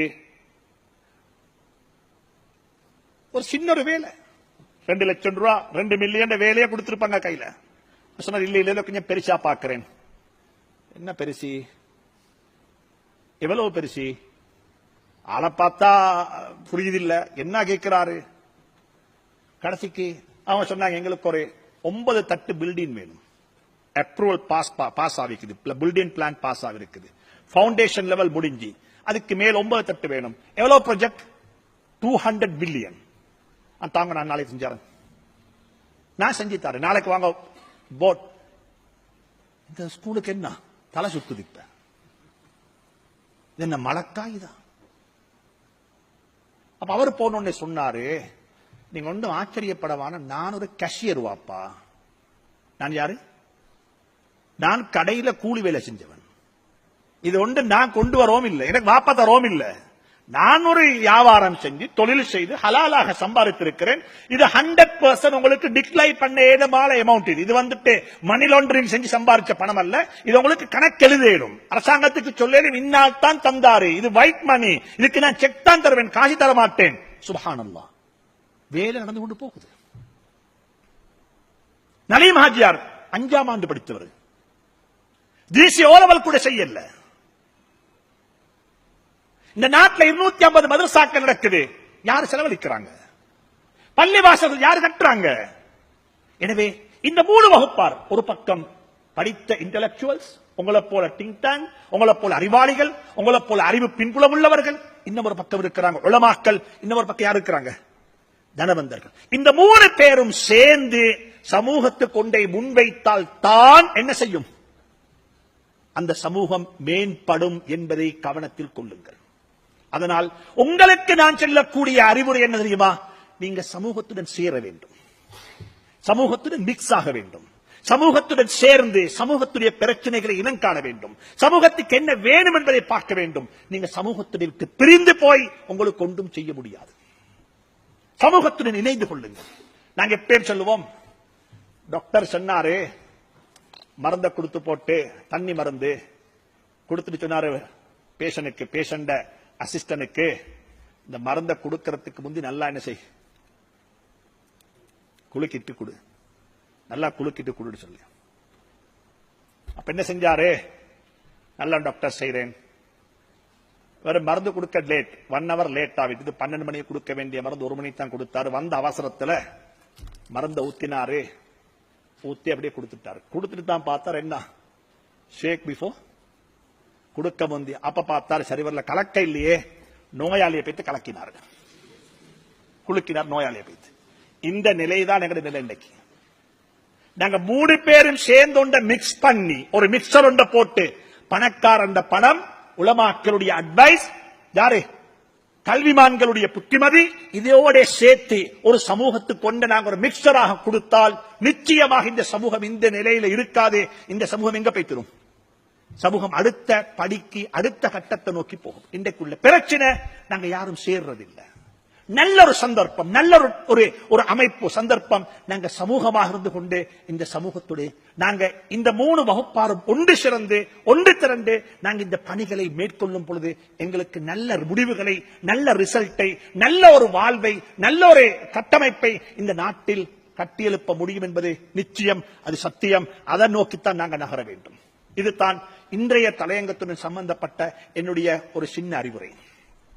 சமூகத்துடைய மேம்பாட்டுக்காக வேண்டி நாங்கள் உழைத்துவிட்டு சந்தோஷமாக சமூகத்துடைய மேம்பாட்டை கண்ட நிலையில், பார்த்த நிலையில் நாங்கள் மரணிப்போம். இது ஒரு பகுதி. அடுத்த பகுதி தான் என்னுடைய உரையில் நான் தொட்டிக்காட்டினேன். நாங்கள் வாழக்கூடிய இந்த நாடு ஒரு சிறுபான்மை சமூகமாக நாங்கள் வாழ்ந்து கொண்டிருக்கிறோம்.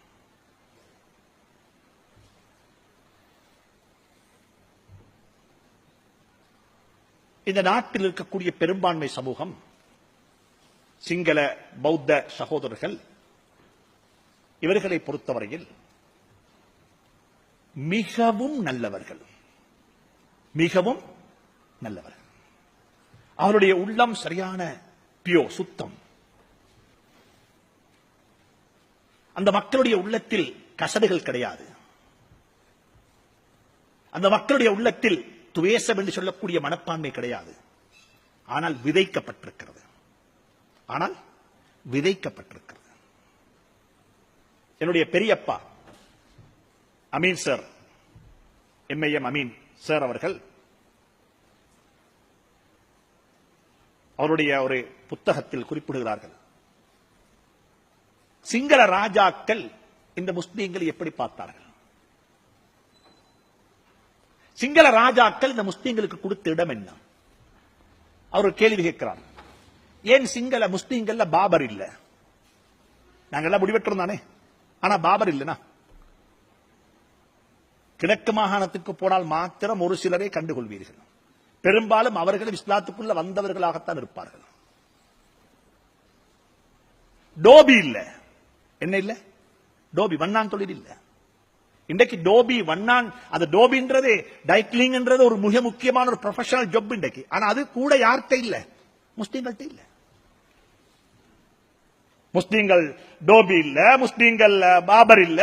ஆனா எல்லாரும் முடிவெற்ற, எல்லாரும் உடுப்பு கழுகுற. ஆனா முஸ்லீம்கள்ல நியாயமா இருக்கிறது குக், சமையக்காராக்கள். நல்ல ருசியா சமைப்பாங்க. உங்களோட வட்டலாப்பம் மாறி வட்டலாப்பம் எங்களுக்கு போட தெரியாதுவாங்க. உங்களோட நோம்பு கஞ்சி எவ்வளவு தான் எங்க வீட்டுல காய்ச்சாலும் அந்த ருசி வருது இல்லைன்னு வாங்க. பெருநாள் கண்ண என்ன கேட்பாங்க உங்கள்கிட்ட? கேட்பாங்க பாப்போம், பிரியாணி இல்லையா? அதை நீங்க கடையில வாங்கி கொடுத்தாலும் அவங்களுக்கு ருசியாத்தான் நிற்கும். என்னடா முஸ்லீம்கள்ல சமயக்காராக்கள் இருக்கிறாங்க, நியாயமான குக்ஸ். அதே போல முஸ்லீம்கள்ல வைத்தியர்கள், சிங்கள வெதமஹத்தியா மருத்துவம், சிங்களம், முஸ்லீம் வெதமஹத்திய. மாவனல்லையில, உடுநுவரையில, கல்ஹின்னேல, அக்குரனேல, ஒவ்வொரு ஊர்லயும் பிரபல்யமான தேர்ச்சி பெற்ற சிங்கள வெதமஹத்தியமா இருந்தாங்க. அவர் கேட்கிறாரு, வெதமஹத்தியா இருக்கிறாரு, பாபர் இல்ல, டோபி இல்ல, குக் இருக்கிற காரணம் என்ன? சிங்கள ராஜாக்கள் அவர்கள் வேலைகளை பங்கு வைத்தார்கள். முஸ்லீம்களுக்கு கொடுத்த தொழில் அனைத்தும் நம்பிக்கைக்கு பாத்திரமான தொழில். என் நம்பிக்கைக்குரியவர்கள். சாப்பாட்டில் நஞ்ச கலக்க மாட்டார்கள், மருந்துல நஞ்ச கலக்க மாட்டார்கள், துரோகம் செய்ய மாட்டார்கள், நோயாளியை துஷ்பிரயோகம் செய்ய மாட்டார்கள், நோயாளிகளை அழகாக நடத்தாட்டுவார்கள். என் நம்பிக்கைக்குரியவர்கள் என்று சொல்லி அவர்கள் தொழிலை பங்கு வைத்தார்கள். சொன்னார்கள், இந்த டோபி தொழில் செய்தவர்களும் இந்த முடிவற்ற தொழில் செய்தவர்களும் இலக்க ஜாதி, தரத்தில் குறைந்தவர்கள், சமூகத்தில் ஒதுக்கப்பட்டவர்கள் என்று சொல்லி ஒரு நிலை உருவாகி அந்த நிலையில தான் எங்களை உயர்த்தி வைத்தார்கள். எத்தனையோ ஹிஸ்டரி இருக்குது. பன்சலைகளுடைய கணக்கு புள்ள யாரு? இது ஆய்வு செய்யுங்கோ. தலதா மாளிகாவுக்கு சொந்தம் என்று சொல்றாங்க மீராமக்காம் பள்ளி. ஏன் காரணம்? ஏன் ஒரு பன்சலைகளுக்கு பள்ளி கொடுக்க வேண்டும்?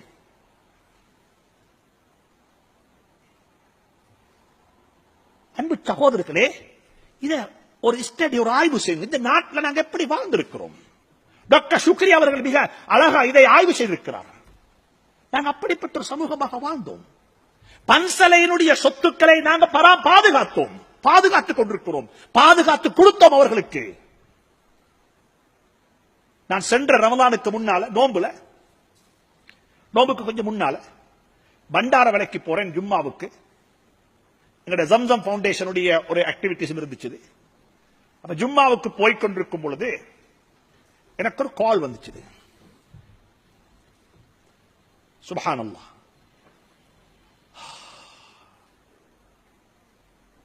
நான் சொல்லுகிறேன், மனிதர்கள் வாழ்வதற்கு பொருத்தமில்லாத உலகத்தில் நாங்கள் வாழ்ந்து கொண்டிருக்கிறோம். மனிதன் வாழ்வதற்கு பொருத்தமில்லாத ஒரு உலகத்தில் நாங்கள் வாழ்ந்து கொண்டிருக்கிறோம். என்ன தெரியுமா அந்த கால்? ஹசரத், இமீடியட்டா அவசரமா ஒரு ஃபத்வா வேணும். எங்க ஊர்ல ஒரு பெரிய பிரச்சனை, என்ன பிரச்சனை? ஸ்கூல்ல கிரேட் 11 படிக்கிற ஒரு புள்ளைக்கு வயிற்று வலி, வமிட் பண்றான்.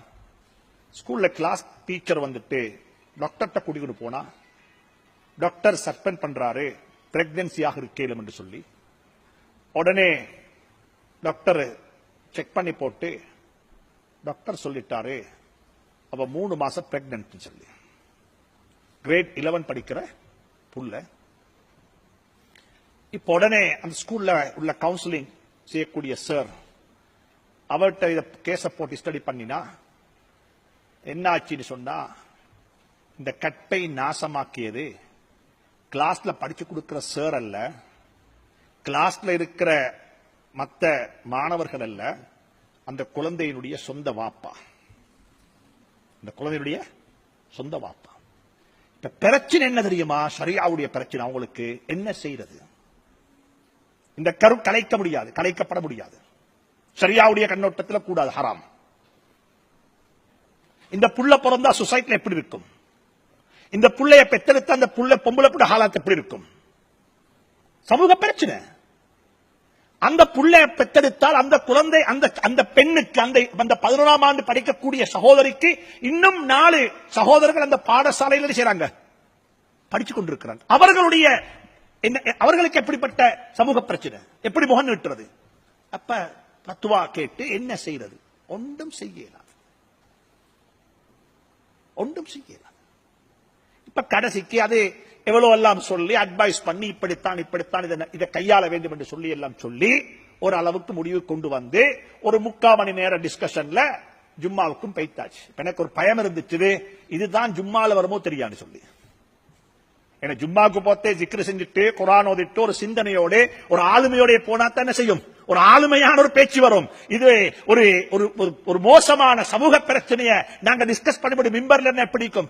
ஏதோ மனதை உறுதிப்படுத்திக் கொண்டு நிலையம் மாத்தி ஜும்மால பேசி ஜும்மாவை செஞ்சுட்டு போட்டு, அப்ப நான் என்ன அழைத்துக் கொண்டு போன சகோதரர் ஹதரத் கொஞ்சம் கடைக்கு போயிட்டு போமே என்று சொல்லி அவருடைய கடைக்கு என்ன கூட்டி போனார். பண்டாரவில் பெரிய ஒரு கடை. அந்த கடைக்கு போனா அந்த கடையில சாமான் வாங்குறதுக்கு ஒரு சிங்கள முதலாளி வந்து இருக்கிறார். பெரிய மனிதர், ஒரு வாட்ட சட்டமான மனிதர். அவர்கிட்ட என்ன கூட்டி கொண்டு போன அந்த முதலாளி அறிமுகப்படுத்தினாரு. கொழும்புல இருந்து வந்திருக்கிறாங்க பள்ளிக்கு, இன்னைக்கு தேசனாவ இன்னைக்கு பள்ளியில ஜும்மா செய்யறதுக்கு. எங்களுடைய நாட்டில் ஒரு முக்கியமான மனிதர் என்று சொல்லி அவருடைய வளமையான இதை அவர் அறிமுகப்படுத்தினார். எல்லாம் சொன்னதுக்கு பிறகு மகத்தே என்ன கேட்டார், நீங்க இங்க ஊரு? நான் கண்டியில இங்க ரைட். எங்கட உம்மட ஊரும் கண்டிதான், நாங்க இந்த ஊரை சேர்ந்தவங்க என்னெல்லாம் சொல்லி போட்டு சொன்னாரு. அந்த காலத்துல எங்கட உம்மா கண்டிக்கு போகக்குள்ள எங்களையும் எந்த தங்கச்சி மாறதாக அந்த காலத்துல சிங்கள பெண்களுடைய கற்பை பாதுகாத்தவர்கள் முஸ்லீம்கள். ஆனா இன்றைக்கு முஸ்லீம் வீட்டுள்ளுக்கு சொந்த புள்ளைய கற்பை பாதுகாக்க முடியாது பாப்பவால. இதுதான் எங்களுடைய சமூகத்துடைய என்ன நிலை, சமூகத்துடைய நிலை. நான் சொல்லுவேன், ஓடும் ரயிலில் நடக்கக்கூடிய துஷ்பிரயோகங்கள் எல்லாம் சோசியல் மீடியால வரும். வீட்டுக்குள்ள நடக்கக்கூடிய துஷ்பிரயோகம் எங்க வரப்போகுது? ஓடும் ரயிலில், பல்கலைக்கழக வளாகத்தில், அந்த பஸ் ஸ்டேஷன்ல, அந்த கோல் பேஸ்ல, அந்த கடற்கரை ஓரத்தில் நடக்கக்கூடிய சமூக சீர்கேடுகள் சோசியல் மீடியாவில் அலசலாம், சோசியல் மீடியாவில் போட்டு பேசலாம், சோசியல் மீடியாவில் அதற்கு கமெண்ட்ஸ் எழுதலாம். வீடுகளுக்கு உள்ளே நடைபெறக்கூடிய சமூக சீர்கேடுகள், அட்டகாசங்கள், அட்டூழியங்களை யார் பேசுவது? யாருக்கு தெரியும் அது? எனவே மிக வினயமாக சொல்லுகிறேன், நாங்கள் ஒரு கண்ணியமான சமூகம், இந்த நாட்டுக்கு பெயர் தேடி கொடுத்த சமூகம், இந்த நாட்டுடைய கௌரவத்தை பாதுகாத்த சமூகம், இந்த நாட்டினுடைய பெரிய பெரிய பொறுப்புகளை சமாளித்த சமூகம். மிக வினயமாக சொல்லுகிறேன், அந்த நிலை எங்களுக்கு இன்று இல்லை. நாங்கள் பலன் தராத, பழம் பறிக்கப்பட முடியாத ஒரு மரமாக மாறிவிட்டோம். இப்ப என்ன சொல்றாங்கண்டா, வெட்டி வீசுவதை தவிர வேறொன்றும் இல்லை. வெட்டி வீசுறதை தவிர வேறொன்றும் இல்லை. தேவையில்லை இவர்கள் நாட்டுக்கு சுமை, நாட்டினுடைய வளத்தை அபகரிக்கிறார்கள் என்ற கருத்து பெரும்பான்மை சமூகத்திடம் இருக்கிறது. இந்த நிலை மாற வேண்டுமா? என்ன செய்ய வேண்டும்? என்ன செய்ய வேண்டும்? நான் எப்பயுமே சொல்லுவேன், நாங்க ஒரு பேலன்ஸ் இல்லாத சமூகம். அந்த கோணம் இந்த கோணம் நடுவுல இல்ல. எப்பயுமே நடுவுல இல்ல. முடித்துக் கொள்கிறேன். இந்த பல்கலைக்கழக வளாகத்திலும் இந்த ரெண்டும் இருக்குது. ஒன்று இருக்கிறாங்க ஐசோலேட்டட் சொசைட்டி, பெரும்பான்மை சமூகத்தோட எந்த விதமான சம்பந்தமும் எங்களுக்கு இல்ல, நாங்க ஓரமாகிட்டோம், எங்களுக்கு ஒன்றுமே வானம், ஒன்றும் தெரியாது. இன்னமொரு சமூகம் இருக்கிறாங்க, அவங்க சேர்ந்து மிக்ஸ் ஆகி மெல்ட் ஆகிட்டாங்க, சேர்ந்து அப்படியே கரைஞ்சு போயிட்டாங்க. இந்த நாட்டில் எத்தனையோ கிராமங்கள் இருக்குது, அப்படி சேர்ந்து கலந்து கரைஞ்சி போடுவாங்க. உதாரணமாக ராகம, வத்தல, மாபோல, வேங்கொட, ஹம்பந்தொட்டில் எத்தனையோ கிராமங்கள் இருக்குது. அந்த மக்கள் அங்க இருக்கக்கூடிய பெரும்பான்மை சமூகத்தோட சேர்ந்து அப்படியே என்ன ஆயிட்டாங்க, கரைஞ்சி போயிட்டாங்க. அட்ரஸ் இல்ல. நாங்க ஒரு ஜமாத்து போய்த்திருந்தோம் வியாங்கொடைக்கு. பள்ளியில மகரிப் ஜும்மா ஃப்ரைடே ஈவினிங் இஷா தொழுகைக்கு பிறகு நாங்க உட்கார்ந்து கொண்டிருக்கிறோம். உட்கார்ந்து கொண்டிருக்கும் பொழுது பள்ளி ஹதரத்துக்கு சாப்பாடு வருகிறது. எதுல? பாஸ்கெட்ல சாப்பாடு. சாப்பாட்டை எடுத்துக்கொண்டு வந்த பொம்பளை புள்ள ஒரு சிங்கள புள்ள, கையில நூல் கட்டிக்குது, அவட கட்ட கவுன் ஒன்று எடுத்திருக்குது. சும்மா கை தலையில ஸ்காப் ஒன்று இல்ல. வந்தா ஹதரத்துக்கு அஸ்ஸலாமு அலைக்கும் என்றாரு. ஹதரத்தும் வாலைக்கும் அஸ்ஸலாம் என்றாரு. சாப்பாடு கொடுக்கப்பட்டு சாப்பாடு வாங்கின எங்களுக்கெல்லாம் இதோர் என்ன, என்னடா இது, இப்படியும் ஒரு இஸ்லாமா? போனதுக்கு கூட ஹதரத்தை கேட்ட என்ன செய்தி? இல்ல ஹதரத், இங்க முஸ்லீம் ஒன்றுமே இல்ல, எல்லா வீட்லயும் சிங்களாக்களும் மீற, எல்லா வீட்லயும் முஸ்லீம் ஆக்களும் மீற. இவங்க சரியான ஒத்துமை. என்னன்னு கேட்டா, வாப்பா முஸ்லீம், உம்மா யாரு சிங்களம். அப்படி வாப்பா முஸ்லீமா இருந்து சிங்களாக்களை முடிச்சு அப்படியே மறந்து கரைஞ்சாச்சு. இப்ப சமூகம் கரைஞ்சாச்சு. அவர் சொல்றாரு, இன்னும் ஒரு 10 வருஷத்து பள்ளி இல்ல போய்த்திருவோம். நோம்புக்கு மட்டும் எல்லாரும் வாரம், 27 எல்லாரும் வாரம். இதுதான் சமூகம் மிக்ஸ் ஆகி மெல்ட் ஆகிறது. கூடாது, கூடாது. மிக்ஸ் ஆகுங்கோ, சேர்ந்துருங்கோ. ஆமா பொண்ண, நான் குடிக்க மாட்டேன், நான் சேர்ந்திருப்பேன். நான் பெண்களுக்கு பெண்களை அவமதிக்க மாட்டேன், என்னுடைய மார்க்கம் என்னை தடுக்குது. நான் சேர்ந்திருப்பேன். மியூசிக்கல் ஷோல நான் பங்கெடுக்க மாட்டேன், இருப்பேன், உன்னோட இருப்பேன், ஆனா அதுக்கு நான் பங்கு போக மாட்டேன். இது ஒரு கூட்டம். மிக அன்பாக சொல்லுகிறேன், சேர்ந்து கரைந்து போக வேண்டாம், சேர்ந்து ஒதுங்கி ஐசோலேட் ஆகவும் வேண்டாம். பெரும்பான்மை சமூகத்தோட சேருங்கோ, பெரும்பான்மை சமூகத்தோட உண்டுறீங்கோ. எனக்கு நான் சொல்ல மறந்துட்டேன், நான் சொல்லியிருக்கிறோம் உங்களுக்கு, என்னுடைய இந்த உரையை கேட்பதற்கு தமிழ் சகோதரர்கள் இங்க வந்திருக்க வேண்டும் என்று சொன்னேன். நான் ஒன்றுமே என்ன பேசல உங்களுக்கு, நான் துவேஷம் பேசல, நான் பேசினது காமன் பிளாட்ஃபார்ம், எல்லாருக்கும் உள்ளது, எல்லாருக்கும் தேவையானது. எங்களுடைய அறிவுரைகளை கேட்கறதுக்கு தமிழ் பேசக்கூடிய சகோதரர்கள் வர வேண்டும். உலமாக்கள் வரக்குள்ள அவருக்கு சொல்ல வேண்டும், உலமாக்கள் கொண்டு வாங்கோ. அவர்களை கொண்டு வந்து உரை நிகழ்த்தும் பொழுது மாற்று மதத்தை சார்ந்த சகோதரர்கள் இந்த பேச்சுக்களை கேட்க வேண்டும். அதற்குரிய தளம் பிளாட்ஃபார்ம் நாங்கள் அமைத்துக் கொடுக்க வேண்டும். முஸ்லிம் மஜ்லிஸுடைய மிகப்பெரிய பங்களிப்பு என்ன தெரியுமா? நீங்க பயான் நிகழ்ச்சி ஏற்பாடு செய்த முஸ்லிம்களுக்கு அல்ல, யாருக்கு ஏற்பாடு செய்யணும்? மாற்று மதத்தை சார்ந்த சகோதரர்களுக்கு. இஸ்லாத்தை பற்றி பேசுவோம் வாங்க. இங்க உட்கார்ந்து இஸ்லாத்துல பெற்றோரை பத்தி என்ன சொல்லுவோம்? மதர்ஸ் டே வருகிறது, நான் நினைக்கிறேன் மே 22 மதர்ஸ் டே. இந்த தாய்ண்டா யார் இஸ்லாத்துல? தாயை பத்தி என்ன சொல்லுது? நாங்க உட்கார்ந்து ஒரு பௌத்த சகோதரர், ஒரு முஸ்லிம் சகோதரர், ஒரு ஹிந்து சகோதரர், ஒரு கிறிஸ்துவ சகோதரர், 4 பேரும் அவர்களுடைய மத பெர்ஸ்பெக்டிவ்ல, இஸ்லாமிக் பெர்ஸ்பெக்டிவ்ல, புத்திஸ்ட் பெர்ஸ்பெக்டிவ்ல நாங்க எதை பத்தி பேசுவோம்?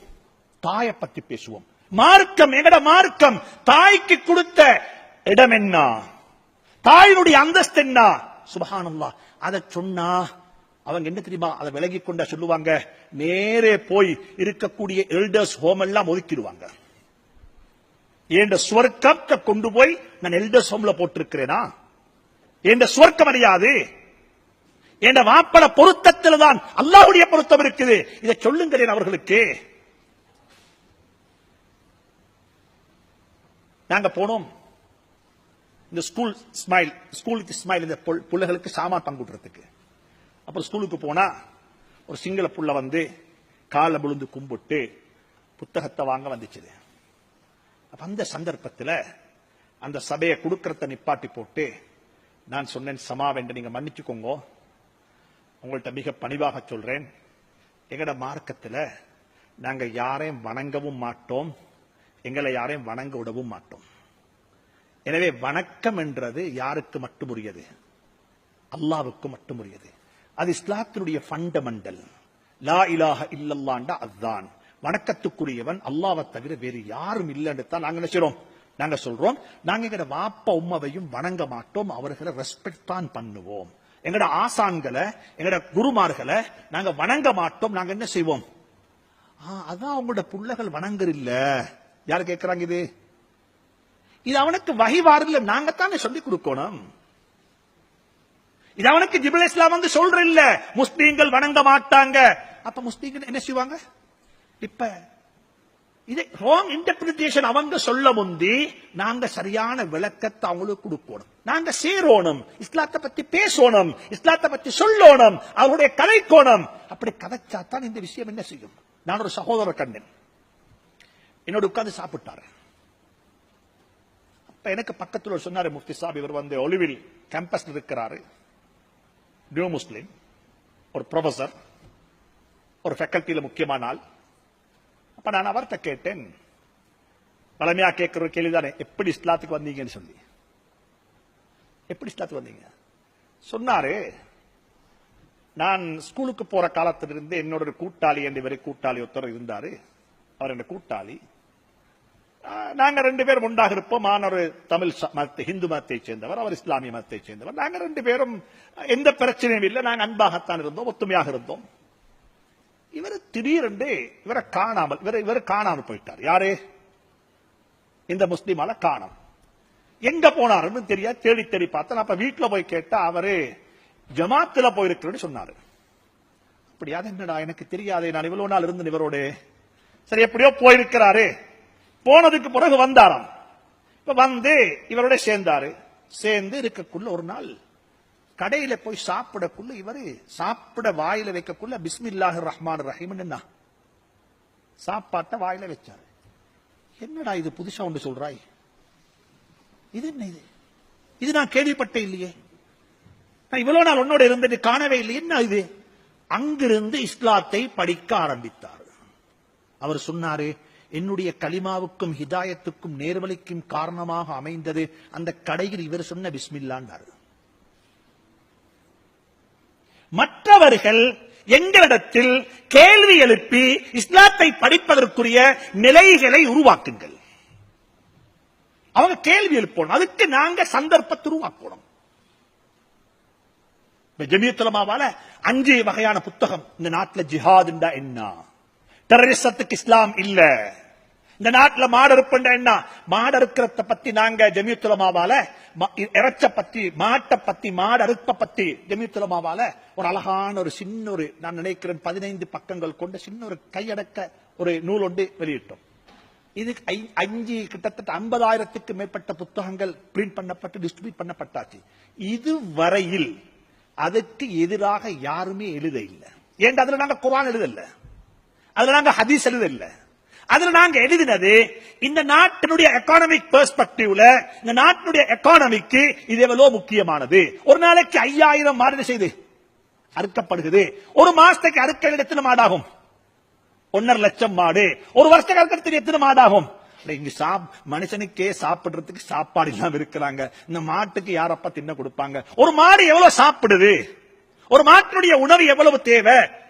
பால் தராத மாடு சாப்பிட்டா என்னோட பிரயோஜனம் என்றெல்லாம் எழுதி பன்சலையா பங்குட்டோம். ஒரு சகோதரர் கூட எந்த ஒரு சோசியல் மீடியாவில் கூட அந்த கருத்துக்கு மாற்று கருத்து சொல்லல. ஏன் காரணம் சொல்ல முடியாது. எங்களுடைய ஜிஹாத் என்ன? நாங்க ஜிஹாத் என்ன ஜிஹாத்? எங்கள்ட்ட என்ன ஜிஹாத் இருக்குது? எங்கள்ட்ட என்ன ஆயுத பலம் இருக்குது? நாங்க ஆயுதம் தூக்கியவர்கள் அல்ல இந்த நாட்டில். இப்படியாக நாங்க இந்த நாட்டு மக்களுடன் நாங்க என்ன செய்ய வேண்டும்? நெருங்கி கரைந்து போகாமல் கலந்து வாழ வேண்டும், அவருடைய பேச வேண்டும், கதைக்க வேண்டும். இது ஒதுங்கி போகாதீர்கள் தயவு செஞ்சு. எங்களோட வீட்டுக்கு அவர்கள் அழைத்துக் கொண்டு போங்க, எங்களோட வீட்டுக்கு அவர்கள் அழைத்துக் கொண்டு போங்க. நான் எப்பயுமே சொல்றேன், எங்களுக்கு அந்த சந்தர்ப்பம் கிடைக்கல. எங்களுக்கு பேசவும் தெரியாது. சிங்கள வீட்டுக்கு நீங்க போனா உங்களை எப்படி வரவேற்பாங்க சொல்லுங்களேன்? அந்த வீட்டுல உம்மா வாப்ப எப்படி வரவேற்பாங்க? துவ புத்தா. முஸ்லீம் வீட்டு போனா சொந்த மகனே மகான் வான்னு கூப்பிடுறே. சொந்த மகனையே மகான் எப்ப வந்தானே கேட்கல, எப்படா வந்தாய்? இது சிரிக்க சொல்லல, யதார்த்தத்தை சொல்றேன். எப்பயாவது நான் கேட்கிறேன், நீங்க ஒரு தகவல் அனுப்பினதுக்கு புறவோட வாப்பாட்டு இந்த ஜஸாக்கல்லாஹ் ஹைர் வெல் டன் என்று சொல்லி எப்பயாவது வந்திக்குமா உங்களுக்கு? நீங்க எப்பயாவது உங்களோட வாப்பக்கு நான் 9 பாடத்திலே வாப்ப நான் சித்தி அடைஞ்சிட்டேன், இதுக்கு பின்னால் உங்களோட உழைப்பு தான் இருக்குது, உங்களை நினைச்ச எனக்கு சந்தோஷமா இருக்குது, வாப்பக்கு நாங்க அனுப்பினோம் எப்பயாவது SMS உண்டு? நேத்ராவுத்தான் ஒரு கிளாஸ்ல யாரோ ஒருத்தர் உட்கார்ந்து படிச்சோம், அவன் சொல்லி தந்தது எக்ஸாம்ல வந்துச்சு, அவனுக்கு என்ன செய்விப்ப? உன்னை சந்திச்சதே பெரிய பாக்கியம் எனக்கு. எங்கட சமூகத்தில் இல்ல பிரச்சனை இதெல்லாம். பேச தெரியாத சமூகம், மன்னிச்சுக்கோங்க சொல்வதற்கு.